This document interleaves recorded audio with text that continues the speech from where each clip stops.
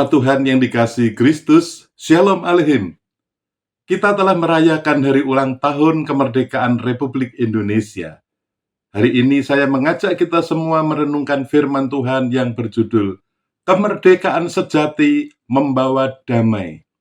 Berdasar dari Injil Yohanes pasal 8 ayat 36. Tuhan Yesus bersabda demikian. Jadi, apabila anak itu memerdekakan kamu, kamu pun benar-benar merdeka. Demikianlah firman Tuhan.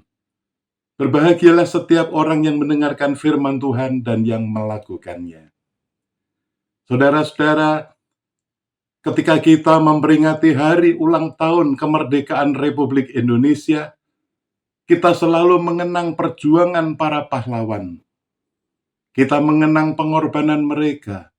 Kita mengenang bagaimana bangsa ini berjuang untuk melepaskan diri dari penjajahan. Dan hari ini kita bisa berkata dengan bangga, Indonesia sudah merdeka. Hari ini saya perlu mengajak kita semua merenungkan firman Tuhan, melihat kemerdekaan dari sudut pandang yang lebih dalam. Sebab ada orang yang hidup di negara yang merdeka, tetapi hatinya belum merdeka. Ada orang yang bebas berjalan-jalan kemana-mana, tetapi hatinya masih terikat oleh dosa. Ada orang yang bebas berbicara, tetapi tidak bebas dari kemarahan dan kebencian. Ada orang yang bebas memiliki banyak hal, tetapi tidak bebas dari nafsu keserakahan. Ada orang yang secara jasmani merdeka, tetapi secara rohani masih berada dalam rantai dosa. Karena itu hari ini kita belajar satu kebenaran. Kemerdekaan sejati membawa damai. Inilah kabar baik Injil. Yesus datang tidak hanya untuk membuat kita menjadi orang yang sedikit lebih baik. Yesus datang untuk memerdekakan kita. Yesus berkata, jadi apabila anak itu memerdekakan kamu, kamu pun benar-benar merdeka. Perhatikan kata-kata ini, benar-benar merdeka. Bukan kemerdekaan palsu, bukan kemerdekaan sementara, bukan sekedar perasaan bahwa semuanya baik-baik saja. Kristus datang untuk membebaskan manusia dari kuasa dosa. Firman Tuhan hari ini menyatakan kemerdekaan sejati itu hanya kita temukan di dalam Kristus. Kita tidak lagi diperbudak oleh ketakutan dan kekhawatiran. Kita tidak diperbudak oleh kebencian dan dendam. Hati kita dapat berkata, aku tidak tahu apa yang akan terjadi besok, tetapi aku tahu Tuhan ada bersamaku. Itulah damai. Sekarang kita sampai pada bagian terpenting dari tema kita. Mengapa kemerdekaan sejati membawa damai? Karena dosa selalu menghasilkan kekacauan. Dosa merusak hubungan kita dengan Tuhan. Dosa merusak hubungan kita dengan sesama. Dan dosa akhirnya merusak diri kita sendiri. Lihatlah kehidupan manusia. Kebencian membuat hati tidak tenang. Kepahitan membuat kita terus mengingat masa lalu. Dendam membuat kita ingin membalas.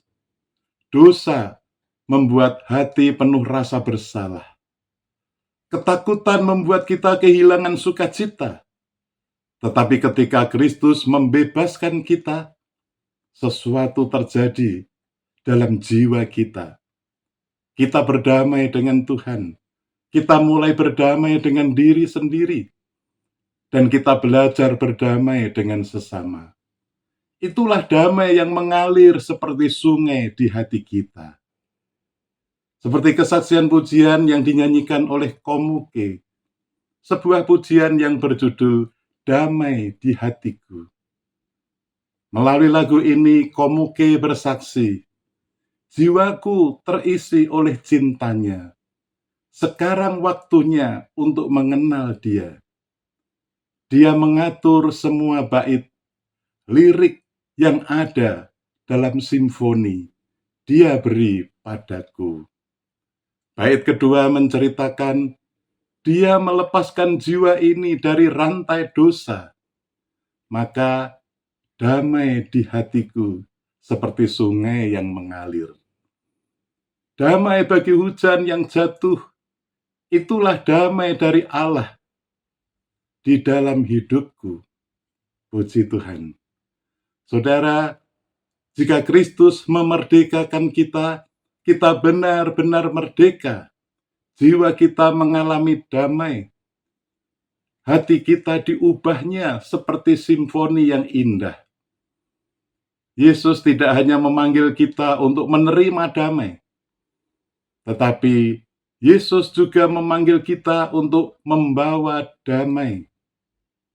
Jadilah pembawa damai di dalam keluarga, di gereja, di tempat kerja, di masyarakat, maupun di media sosial.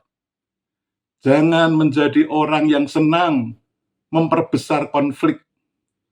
Jangan menjadi orang yang menikmati pertengkaran. Jangan menjadi orang yang menyebarkan kebencian. Jangan menjadi orang yang selalu mencari kesalahan orang lain. Ingat, kita dipanggil menjadi orang yang berkata, mari kita berdamai. Karena orang yang sudah mengalami damai Kristus akan rindu membawa damai Kristus kepada orang lain. Bersediakah saudara melakukan firman Tuhan ini? Lakukanlah saja, itu sudah cukup. Amin. Mari kita berdoa. Ya Tuhan, Bapa kami yang di surga, Bapa yang kami kenal dalam Tuhan Yesus Kristus, kami bersyukur untuk kemerdekaan Republik Indonesia yang adalah berkat rahmat-Mu. Kami bersyukur Kristus datang supaya kami sungguh-sungguh merdeka. Kristus memberikan dirinya supaya kami bebas dari rantai dosa. Dan Engkau memberikan damai. Damai dengan Tuhan, damai di dalam hati, damai dengan sesama. Dalam nama Tuhan Yesus Kristus kami berdoa. Amin. Dirgahayu Republik Indonesia.